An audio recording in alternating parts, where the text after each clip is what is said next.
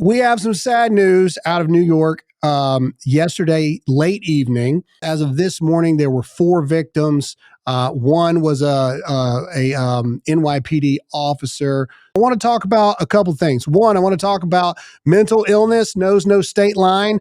Guns don't shoot themselves, and the mainstream media wants to put white hate even further in front of the minds of everyday Americans. Here's some scenes. We're just going to play this.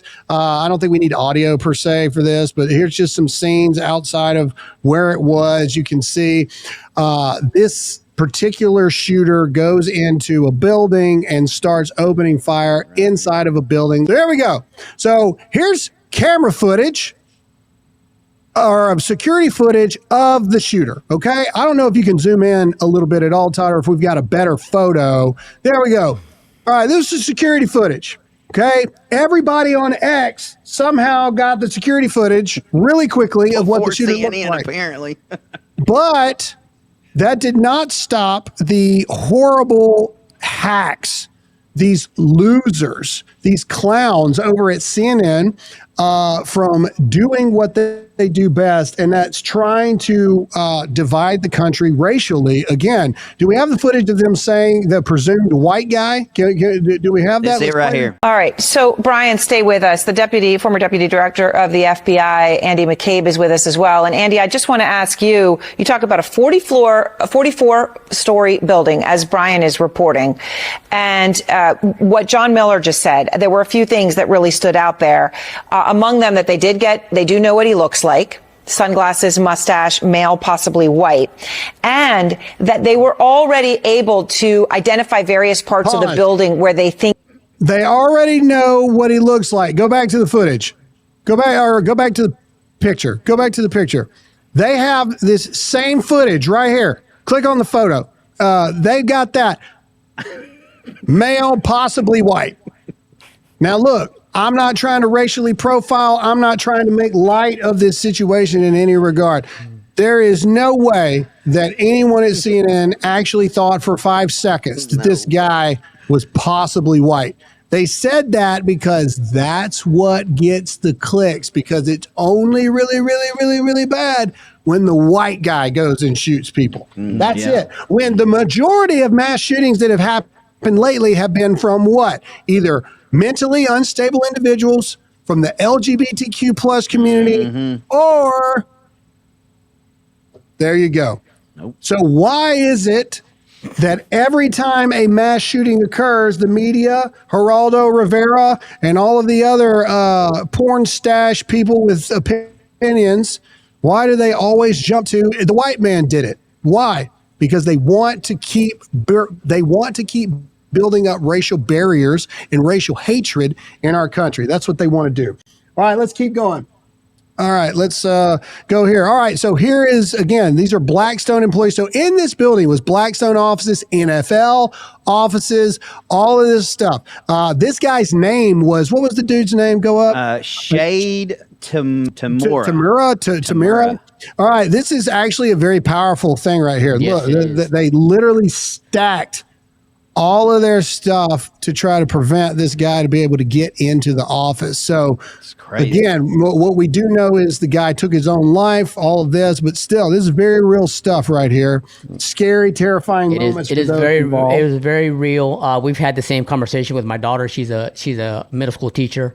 And we said, if any you ever hear anything going down, they locked on the school, do everything you can to put barriers in front of the door. Move the desks, move bookcases, do whatever you can, because you get a mass shooter in there, they're going to try to get into any door that doesn't have any obstacles in front of it. So that's a very powerful picture there. Yeah. All right. We're going to play a little bit of this video. This was a dignified transfer of the NYPD officer. We're not going to play the whole thing, obviously, but again, American flags going for the NYPD officer that lost his life right now. Very sombering moment. You see his brothers and sisters in blue transferring him there. It's very sad thing to see across the board.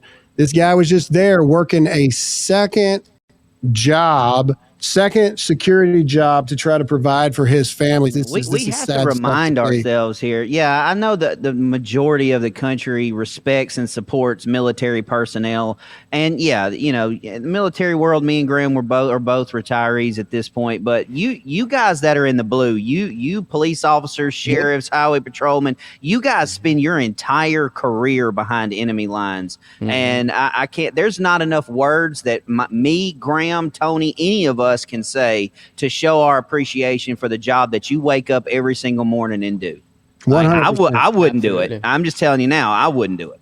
Yeah, absolutely. Very well said. All right, let's keep going because what I want to focus on now is who this guy was, but especially I want to focus on the fact of the first thing that they put out was they think this guy's a white guy, like across the board. Here you go.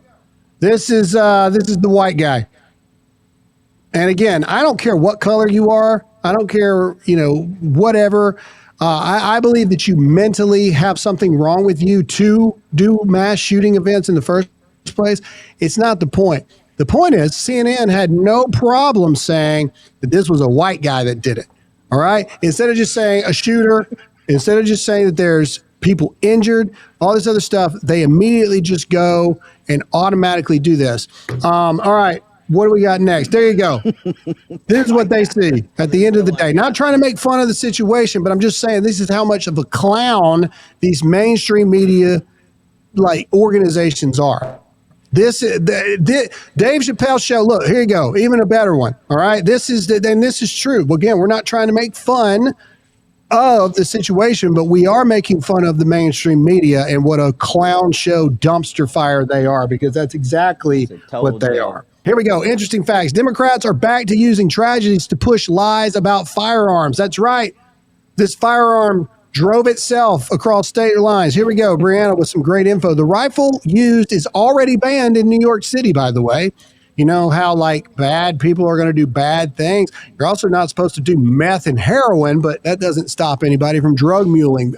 Moving on. The shooter in NYC had a history of mental health issues and was receiving medical treatment, according to NYPD commissioner. This means he didn't legally obtain his rifle in any state. But play CNN again, sucking at life again, being clown shows again. Here we go. Absolute insanity that we allow weapons of war to just flow freely on the streets of America. And even though New York State and New York City have the strictest gun laws in the nation, those gun laws can only take you so far if guns can easily cross state boundaries. And this is exactly you do realize you're just making our point, Tard. That's the point I'm trying to make, you idiot. Oh, he got in trouble for saying that. The second they went off air, they're like, you really just freaking say that? That's what the right is saying all the time, that, gun laws doesn't do anything but enable criminals to do bad things. And the people that are trying to live their lives, they are sitting ducks and sitting victims. So this is a video that they believe to be him when he was in football or high school football. He was a standout running back. Let's just play about 30 seconds of him talking really quick. And I'll get to why I want to talk about this. Then you broke free about the 50-yard line and then took it to the house. Well, our coach basically asked me, he was like, Shane, is the T-screen open? Is the T-screen open? I was like, yeah, it's definitely open. So we just threw the pass to me, Ernie threw the pass to me, and one thing led to another, and I scored. Pause. Shane, all right, why do I want to play that? A lot of people are probably wondering, well, what the crap does that mean? It means that we know more about this guy. It also brings possible motive. Notably in the building was the NFL headquarters. Possible motive. Maybe. We'll find out. I heard he had a letter in his pocket. I don't think we know what that says yet. My point is this. Go back to his photo. I want to look at the photo of the guy. And here's where I'm going with this. This happened yesterday. It's been about 12 hours. Okay. And somehow within 12 hours, we know more about this guy than we do about the Butler shooting that happened over a year ago, where they dang near took the head off of President Donald J. Trump. Why? What a great Why point. do we know more about this guy? How were we able to find old high school football interview footage from when he was in high school? How and why? Why? Dude, Bongino said it last week. Bongino tweeted about it last week. You know exactly why. You know exactly why. Look, this should infuriate you across the board for many reasons. One, that this happened in general, but two, the fact we seem to know everything there is to know about this guy. We know what mental health issues he had. We know what medication he was on. We know where he came from. We know where he had a concealed weapons permit. We know what type of weapon it was, and Palmetto State Army was behind it. We know that he used to play football, and there's an NFL headquarters in the building. We know all of these things, but we know not one dang thing a year later about the shooter in Butler, even though what we really know is that it was the Dems' last effort to be able to try to take Trump out. Here's the truth about the Butler shooter that not very many people will say. It was either kill Trump or Trump's going to win. Yeah, 100%. That's Ain't no doubt about Kill it. Trump or Trump's going to win. And that's why we don't know anything about it. And that goes back to Dan Bongino, our good friend Dan Bongino, saying what he has found out shook him to his core. I know what you saw, Dan. I know what you've seen. I have no doubt. I know what you found out. And trust me, I saw the same thing at the Pentagon. And if the everyday American knew what was going on and what was being covered up behind closed doors in the government, there would be purge-like events in the streets. There would be riots. There would be chaos. That's the truth. Alex AOC says tonight, a horrific shooting in Midtown took the lives of 3 people. It's now 4, including an NYPD officer. My heart goes out to the victims, their families, and everyone impacted. Here we go. As my office continues to monitor the situation, I want to thank our first responders for their bravery. Really, AOC? Well, isn't this you from your actual website? Sign on to support defunding the police. Is that not you? Aren't you anti-police, AOC? Don't you talk crap about the police every chance you get? AOC, when are you going to take responsibility for your actions about hatred towards law enforcement and all the above? But don't worry, New York City, your next mayor presumptively is on the way. Zohran Mamdani says, no, we want to defund the police. Yeah. New York City, get the crap out of New York City. If you live in Manhattan, the Bronx, Brooklyn, whatever, Queens, get out of New York, because it's only going to get worse. This guy right here is the great experiment, ladies and gentlemen. Ain't no doubt. I'm telling you, he is the great experiment of, can a true invader type race, nation, whatever, because at this point in America, we have to acknowledge the fact we're being invaded. Okay, we are being invaded, and now we've already got Ilhan Omar in Congress. We see how that's going. Now let's get this guy. Back to the original point of that whole thing, bringing it up, is there definitely seems to be an active bounty against white people right now, which is unfortunate. And it was fueled by the Democrat Party, and it's continuing to be fueled. I heard Charlie Kirk and Tucker Carlson talking about there's actually not 3 branches of government, that there's 4. And they were talking about the federal law enforcement agencies, the FBI, the CIA, the DNI, and all this stuff. I would argue and say there's 5 branches of government now. Go with me on this. You got the judicial, the legislative, and the executive. Okay. You got the federal police force, the CIA, the DNI, all this other kind of stuff. And then you've got the propaganda arm of the government, which is mainstream media. And the 5th branch of government is perpetually pushing this racial divide, this inequality thing, all of this constant over and over. George Floyd is their messiah again and again and again.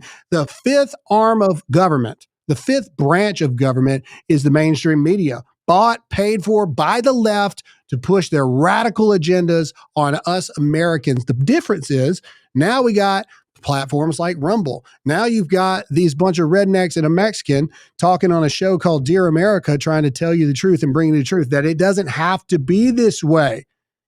We can fight back. We must fight back. And honestly, the boomer generation is to blame for a lot of this stuff. Sorry, it's true. Not hating on the boomers, but you know it's true. Y'all started slacking off real quick. And those of you who get mad that you raised your kids right, I'm not talking to you. I'm talking about the other 97% of society that has led to this area that we are. Everybody wants to blame millennials. Okay, well, who raised the millennials? Hello? This thing on? Who raised the millennials? Everybody wants to blame the millennials. Who raised them? Okay, so no, we talk about it all the time. Take some accountability for your actions across the board. Boomers, this is why you need to keep going to the polls, man. You need to keep voting because Gen Z, Gen Alpha's voting pretty right now. What are you doing?